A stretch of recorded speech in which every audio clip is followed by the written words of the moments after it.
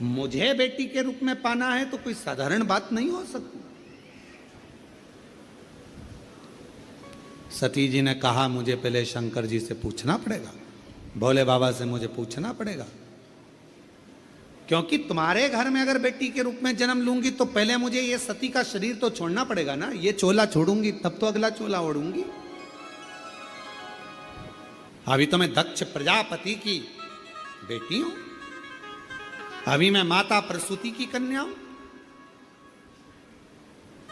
और जब तुम्हारी कन्या बनूंगी, तुम्हारी बेटी बनूंगी, तो मुझे ये चोले को छोड़ना पड़ेगा।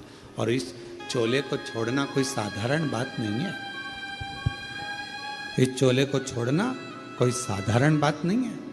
इसको छोड़ने के लिए मुझे शिव की आज्ञा लेना पड़ेगी, शंकर की।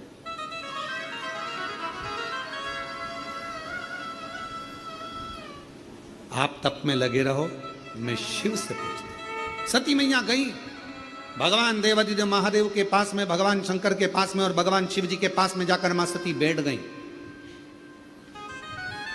आज ओघड़दानी का श्रृंगार मां सती कर रही, और श्रृंगार मां सती सुंदर कनेर के पुष्प माता सती ने उठाए हैं, और सुंदर कनेर के पुष्पों से मां सती आज बाबा का जटा का श्रृंगार कर रही है, सुंदर चंद्र का श्रृंगार कर रही है, कर्ण का श्रृंगार कर रही हैं, गले का श्रृंगार कर रही हैं। श्रृंगार करते करते जब बाबा के हृदय स्थल पर एक कनेर का पुष्प स्पर्श किया, तब शिव जी का नेत्र खुल गया। शिव का एक कनेर का पुष्प जब हृदय को स्पर्श किया, नेत्र खुले।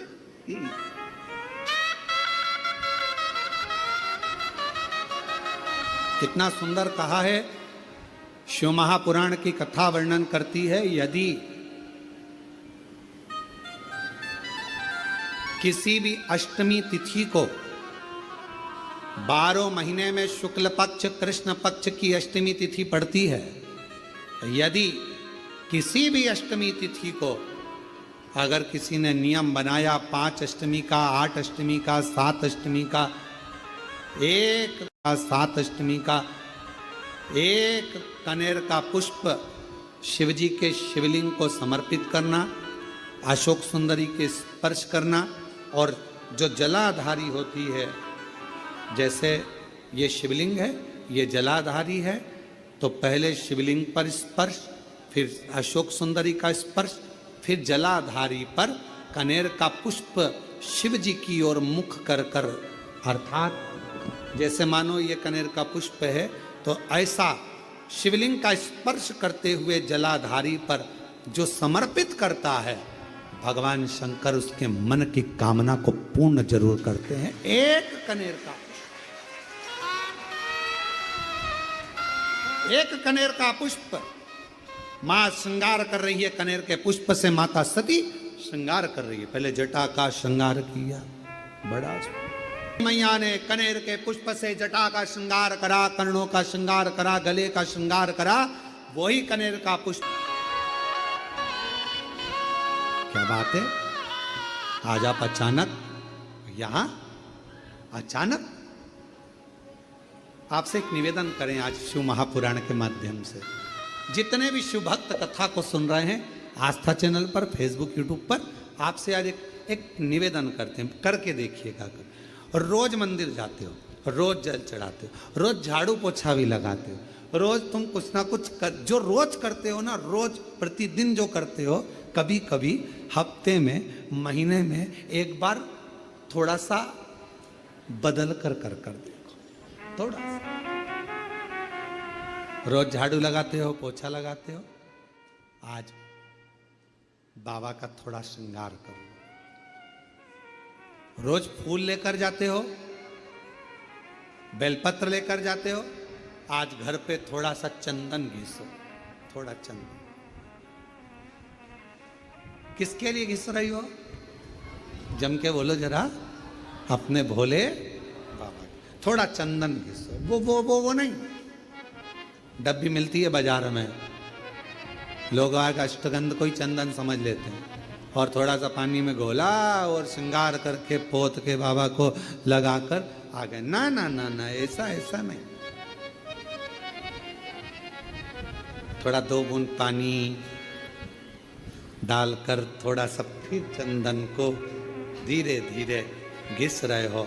हाथ की चूड़ी की आवाज उस चंदन में जा रही है, अर्थात दिल से भी कह रहे हो, हाथ से भी कह रहे हो और चूड़ियां भी कह रही हैं, बाबा आपके लिए तैयार करा गया। कभी कभी हम रोज नहीं कर रहे, तुम्हारे पास टाइम नहीं है, हम जानते हैं तुम बहुत व्यस्त हो, इसलिए हम तुम्हारे को ज्यादा, आपने देखा होगा पूरी कथा को उठाकर देख लीजिए, जितने साल की कथा उठाकर देखना है उतने साल की कथा उठाकर देखिए। आज तक हमने बहुत लंबा पूजन का कोई विधान नहीं बताया, हमने बहुत महंगा, बहुत सारा पैसा खर्चो ऐसा पूजन का विधान नहीं बताया। हमने प्रयास करा तुम्हारे घर का लोटा और तुम्हारे घर का पानी और शंकर जी पे चढ़ गया और तुम निहाल हो गए, बस इतना ही बताया। ज्यादा 2-4 घंटे तक तुम मंदिर में, महीने में हफ्ते में एक बार तुम जरा बदल कर देखो। कभी कभी एक काम करना कि घर से एक पुष्प में थोड़ा इत्र लगा कर ले जाना और इत्र ले जाकर बाबा के उस पंखड़ियों को बाबा के ऊपर बिखेरना, श्रृंगार करना। इत्र कभी कुछ बदल कर, कभी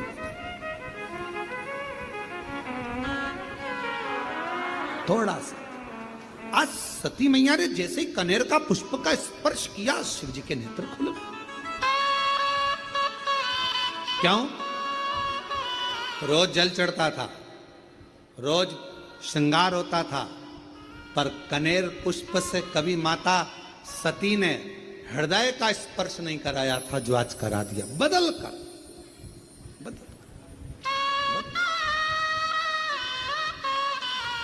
शिव जी के सती, मांगो तुम्हें क्या चाहिए। सती जी ने कहा, बहुत विचित्र कथा है, थोड़ा ध्यान देना। ये कथा अभी तक इस पवित्र व्यासपीठ पर नहीं आई थी।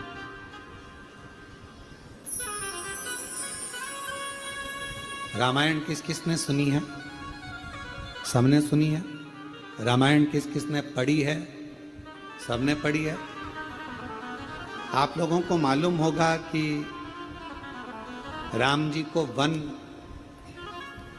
किसने भेजा था? वचन किसने मांगा था? माता कैकेयी ने। किसने मांगा था? परेशान नहीं आ रहा अंदर। माता कैकेयी। अब जरा विचार करिएगा कि माता कैकेयी राम जी से कितना प्रेम करती थी, कितना स्नेह करती थी। पर माता कैकेयी ने राम जी को वन क्यों भेजा?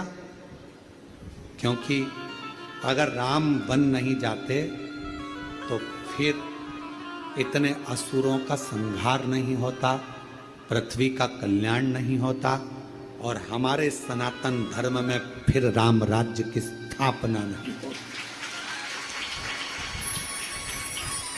सती माता जैसे कैकेयी, मां कैकेयी स्वयं अपयश का पिटारा अपने माथे पर ले लेती हैं और राम जी को वन भेज देती हैं, उसी तरह मां सती, शिव जी कह रहे हैं मांगो तुम्हें क्या चाहिए। सती माता कहती हैं प्रभु बहुत बड़ी चीज मांग रही हूं आपसे, शायद किसी ने नहीं मांगा होगा जो मैं मांग, और मेरा विश्वास कहता है जो मैं मांग रही हूं वो जगत की प्रत्येक नारी खुद मांगती है, जो मैंने मांगा है आपसे। क्या स्वामी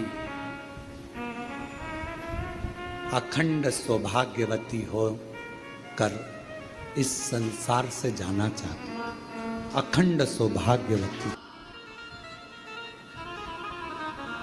क्यों? एक मेरी भक्त है मैना,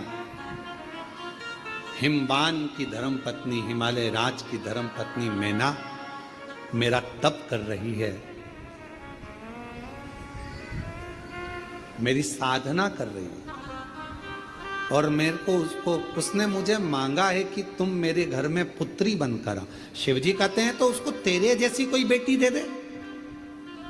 मैना नहीं मान रही। मैनावती ने कहा है कि आपके जैसी बेटी मेरे घर में जन्म, आपके जैसी मतलब आप जैसी नहीं, आप जन्म लो। शंकर भगवान ने कहा कि मैं समझाता हूं मैनावती को, तुम रुको यहां। शिवजी ने जाकर मैनावती के सामने प्रकट होकर कहा, आपने सती से क्या मांगा है मैना? मैना कहती हैं कि सती को मैं अपनी पुत्री बनाना चाहती हूं। मैना आपको मालूम है, सती अगर पुत्री बनकर आएगी तो उसको सती का स्वरूप छोड़ना पड़ेगा, देह त्यागना पड़ेगा। आपको मालूम है? मैना हाथ जोड़कर कहती है, मेरा तो बस वचन ही यही है, मैंने सती से मांगा यही है मां से कि मेरे घर में बेटी बनकर आ जाए, पुत्री बन जाए।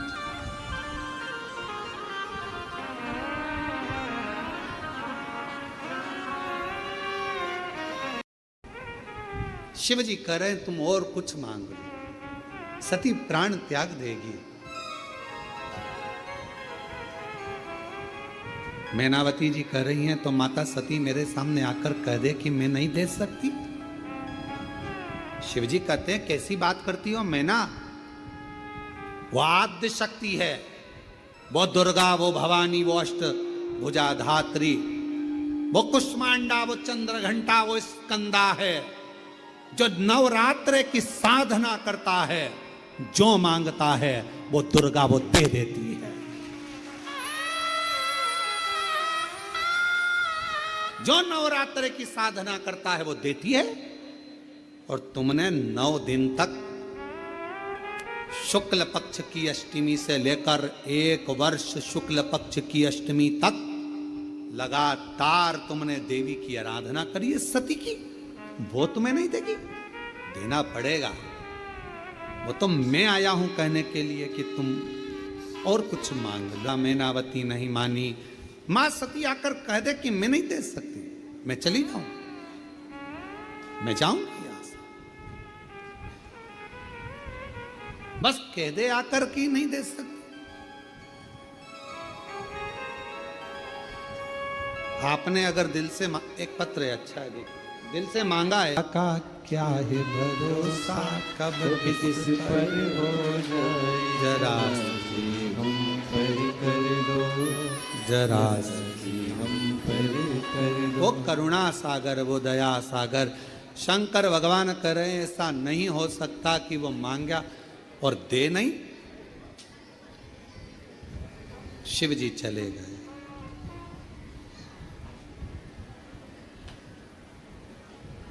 शंकर भगवान चले गए। सती माता बैठी थी, भगवान शिव को निहार रही थी। शंकर भगवान ने देखा मां सती को तो कहा, सती क्या चाहती हो? सती कहती हैं, बाबा बस जो मैना ने मांगा है, जो मैनावती ने मांगा है वो तो मुझे देना ही पड़ेगा, देना। सती तुमको मालूम है तुम्हारे शरीर छूट जाएगा, तुमको मालूम है ये शरीर तुम्हारा छूट जाएगा।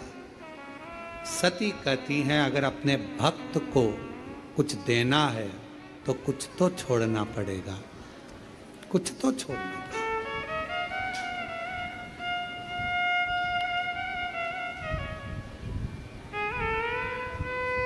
आपके पास में बैग है, किसी को दोगे तो ही तो बैग जाएगा, नहीं तो बैग तो अपने हाथ में। अपने पास का छूटेगा तब किसी को मिलेगा।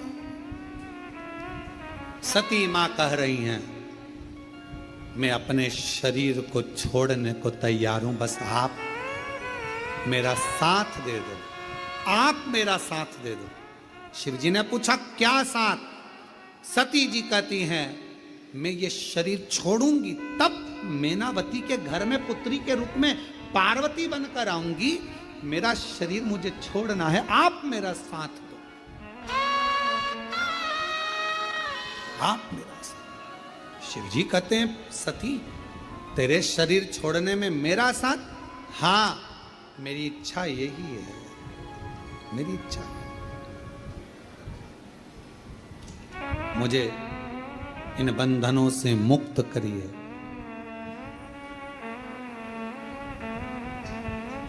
आज अगर आपकी ये सती जाएगी, अखंड सौभाग्य लेकर अगर ये सती जाएगी और मेरे शरीर के टुकड़े होकर जब शक्ति पीठ के रूप में पृथ्वी पर ये सती रहेगी, तो दुनिया की प्रत्येक नारी को अखंड सौभाग्य देती रहेगी, अखंड। मुझे जाने दो, मुझे जाना।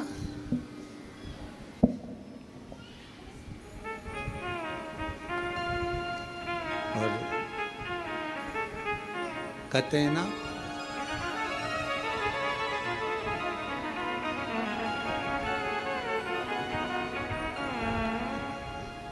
मैया की आराधना साधना, वो कहे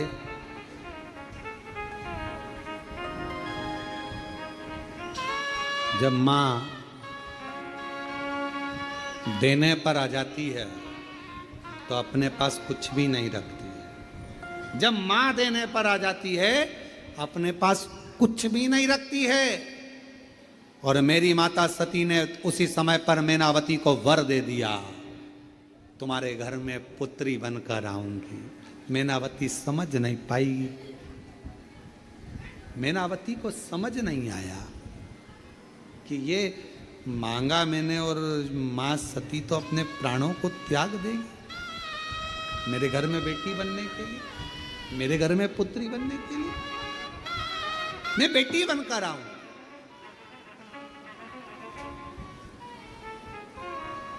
और एक छोटा सा स्वरूप बनकर वो पार्वती के रूप में उनके घर में आए।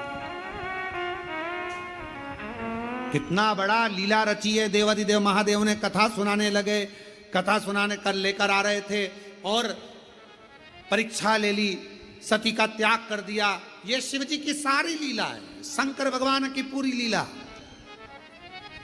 और ये शिव जी की लीला है जो तुम यहां बैठकर कथा सुन रहे हो। तुम्हें कुछ देना होगा तो बुलाया।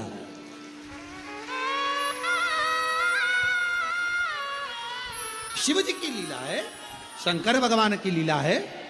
शिव जी ने लीला रची माता सती के लिए और आखिरी में दक्ष प्रजापति के यज्ञ में सती माता जी पहुंच गईं।